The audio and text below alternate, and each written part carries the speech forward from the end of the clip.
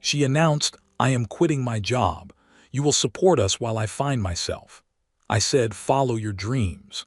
Then I accepted a job overseas starting Monday.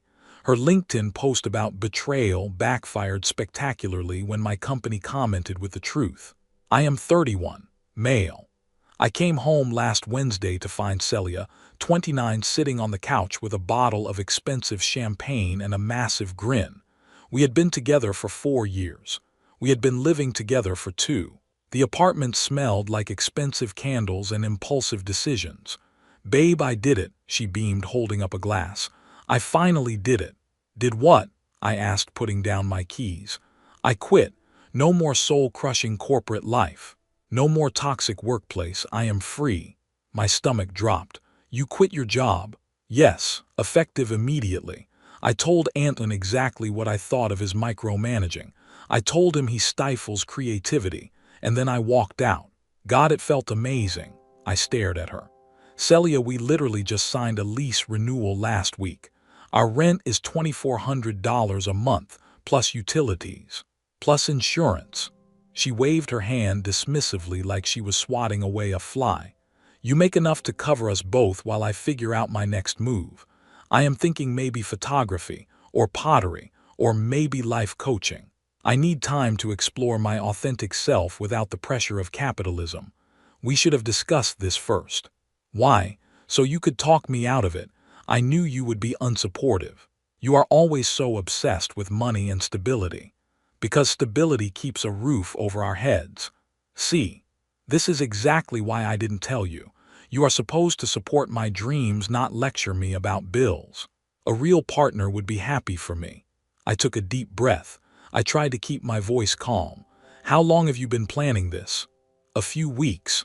I already bought a $3,000 camera setup for my photography journey. It will pay for itself once I start booking clients. I am going to do weddings." "With what money? You have $3,000 in your personal account." "No," she said casually. "I used our emergency fund. But it is an investment in our future. You have to spend money to make money, right?" The room went quiet. The emergency fund. The account I contributed 80% to. The account that was strictly for medical emergencies or job loss, not for quitting a job voluntarily to buy toys. This is called financial infidelity. Spending shared resources secretly without consent in a way that jeopardizes the partner is security. She had drained our safety net to fund a hobby she had zero experience in.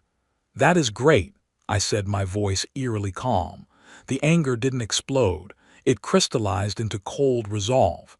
"Follow your dreams," she beamed. "I knew you would understand once you thought about it. We are going to be so happy." What she didn't know was that 2 months ago I had been approached by my company's European division. They needed someone to lead a new data analytics team in Amsterdam. The offer was incredible. The pay was almost double, housing included, a full relocation package. I had been on the fence. I had been agonizing over it. I was going to turn it down because Celia didn't want to move. She said her friends were here. She said her network was here. I was ready to sacrifice my career progression for our relationship. Not anymore. That night, while Celia browsed entrepreneurship for beginners articles on her iPad and ordered takeout, I sent the email. "I accept the position. Can start Monday." The response from HR came within an hour. They were thrilled. "Fantastic. We will expedite everything. Flight booked for Sunday night. Movers will be there Saturday. Update 1. The departure." I spent the next 3 days quietly organizing the dismantling of my life in America while Celia planned her creative journey. The contrast was staggering. She was living in a fantasy. She signed up for a $500 Find Your Purpose online course. She bought $800 worth of high-end art supplies because she decided photography might be too technical and maybe painting was her calling. She scheduled a $300 life coaching session with an Instagram influencer, all on credit cards she assumed I would pay off. I was living in logistics. I contacted the landlord and paid the lease break fee. I arranged for the utilities to be shut off effective Monday. I separated our streaming accounts. I downloaded all our bank statements highlighting every single deposit to prove I was the sole provider of the emergency fund she raided. Saturday morning, she presented me with a budget. She had made a colorful spreadsheet. "So I figured out our new financial plan," she said, pushing the paper across the coffee table. "If you pick up some overtime shifts and we cut back on your hobbies, like the gym and your gaming subscriptions, we can maintain our lifestyle while I explore my passions. I will need about 6 to 12 months before I generate income." "That is thorough," I said, looking at the line item where she allocated my bonus to her marketing budget. "Oh, and I told my parents you are supporting my journey. They are so impressed. Dad said it is about time you stepped up as a provider." Her dad, Roger, a man who hasn't worked in 10 years because of a bad back that miraculously allows him to play golf twice a week while her mom supports him. "Perfect. Speaking of stepping up, I have news too," I said. "I am finally getting that promotion." "Perfect timing," she clapped her hands. "That will cover the health insurance." "Better. I accepted a position in Amsterdam. I leave tomorrow night." The silence was deafening. The smile slid off her face like slop. That is not funny.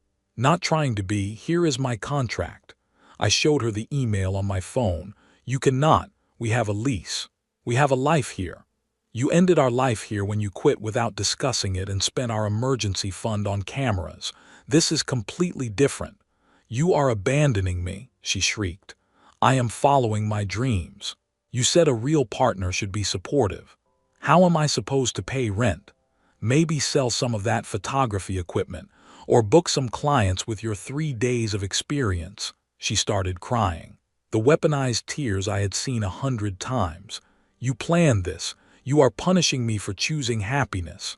I was offered this job 2 months ago. I was going to turn it down for us. Then you made a unilateral decision about our future.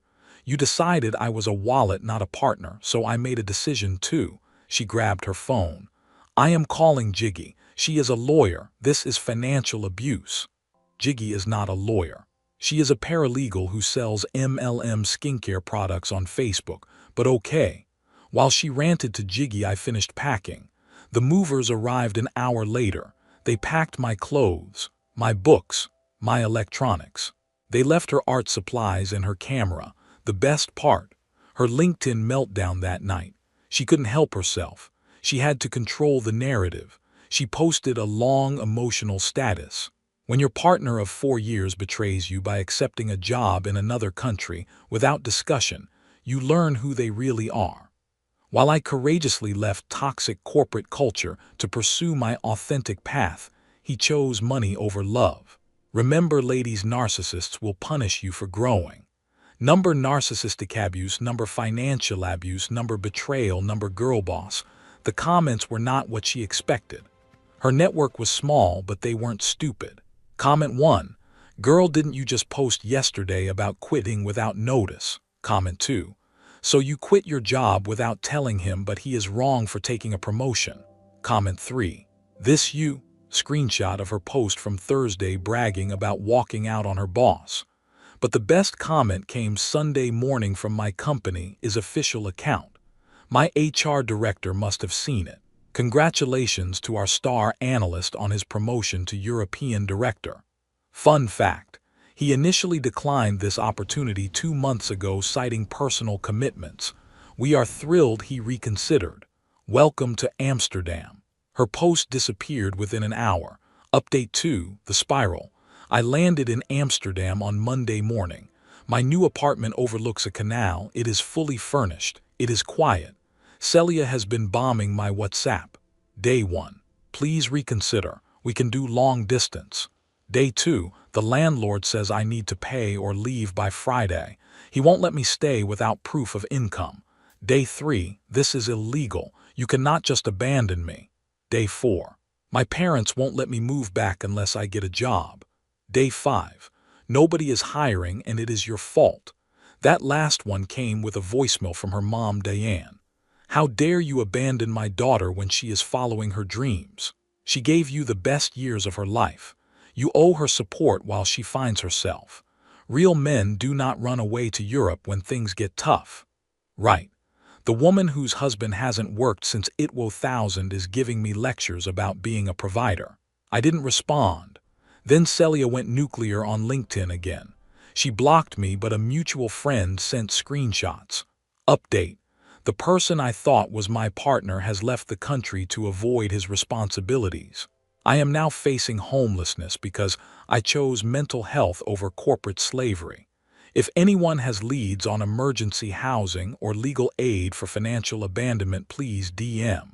This time the responses were brutal. Comment. Didn't you say last week you quit without notice and bought $3,000 in camera equipment? Comment. Ma'am, you cannot be financially abandoned by someone you aren't married to. Comment.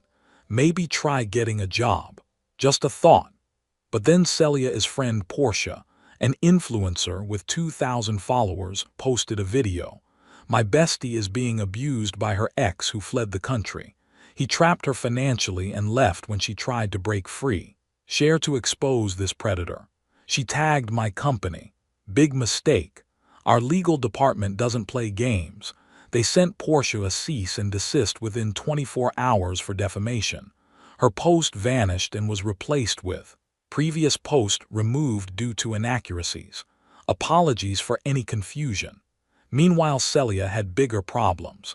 Turns out when you burn bridges with your employer, word travels fast in a specific industry. She applied to 6 companies in our field, all rejections.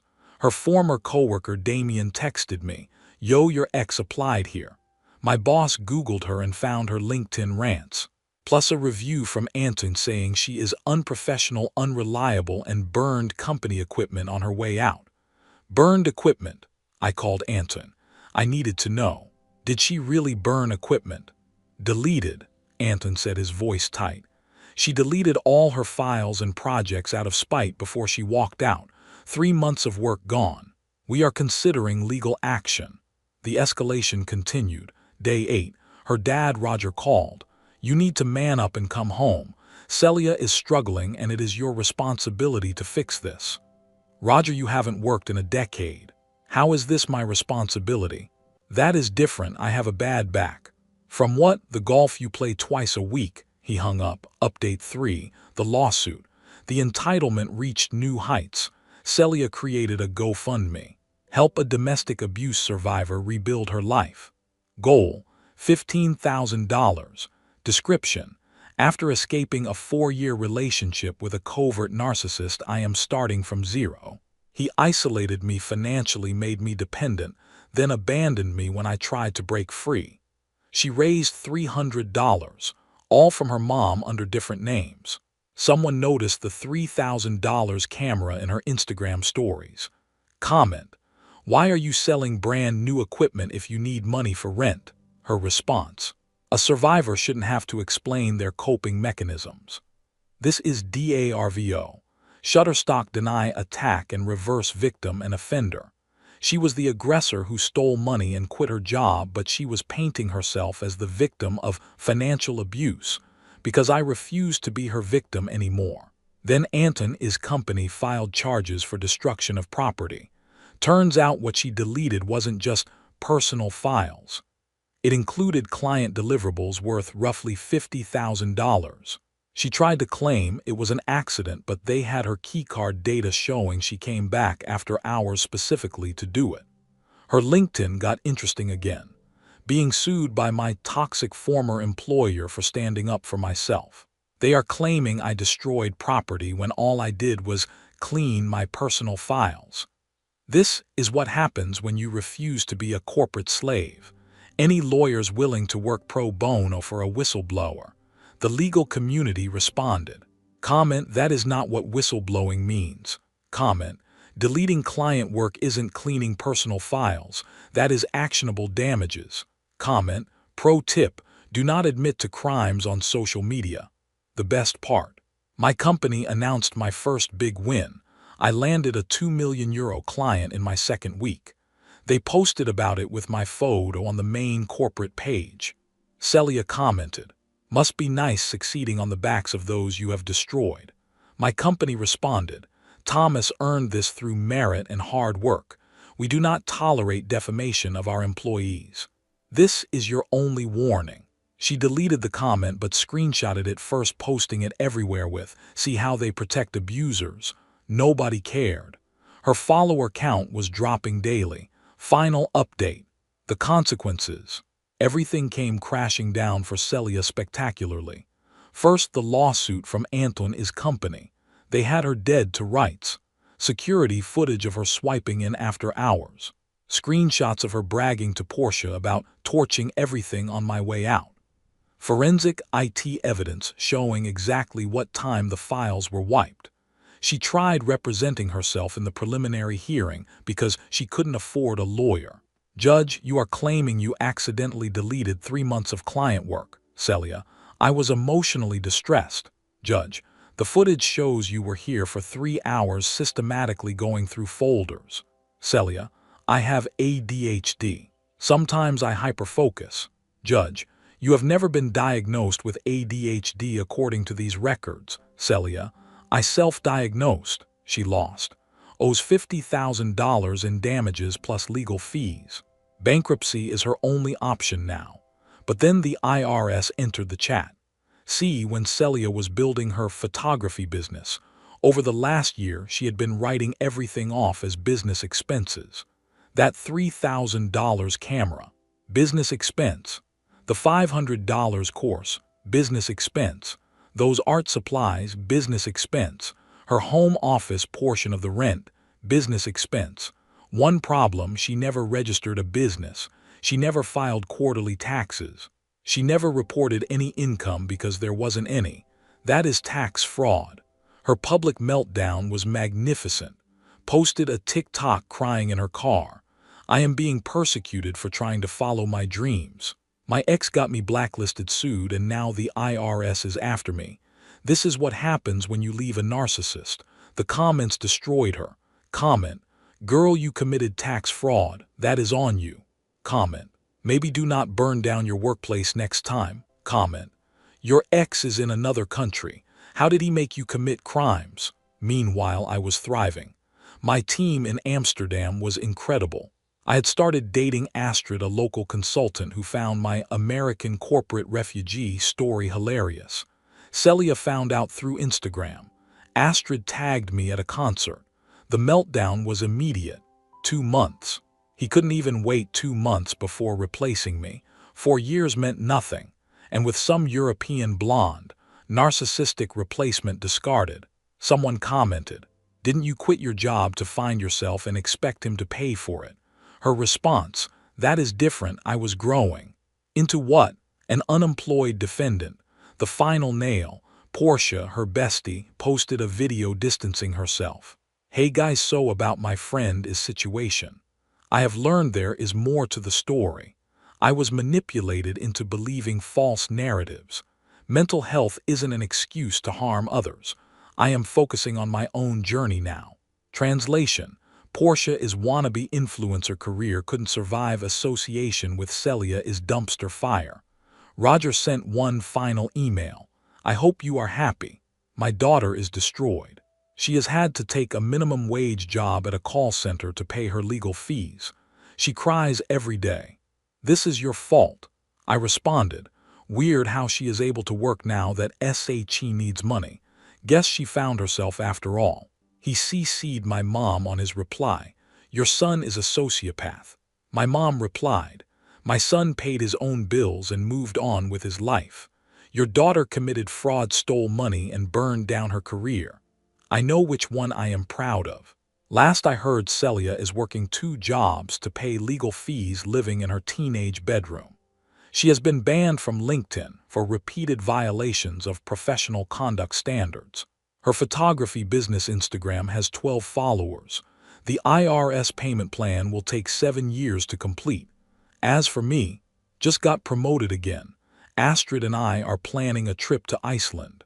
My mental health has never been better. Turns out removing entitled people from your life does wonders for your peace. Oh, and Celia, since I know you still check my socials with fake accounts, you were right about one thing. I did choose money over love.